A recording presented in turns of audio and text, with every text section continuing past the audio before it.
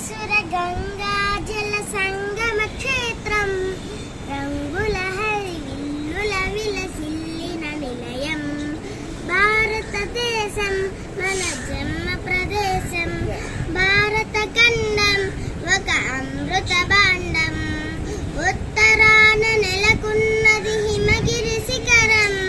దక్షిణాన ఉన్నతమై సింధు సముద్రం తూర్పు దిశ పొంగి పొరల గంగ సాగరం పశ్చిమాన నెలకొన్నది సింధు సముద్రం భారతదేశం మన జన్మ ప్రదేశం భారత ఖండం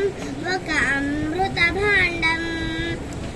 ఒకే జాతి సంస్కృతి ఒకటున్న ప్రదేశం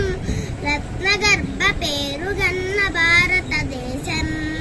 ధీర పుణ్య చరితలున్న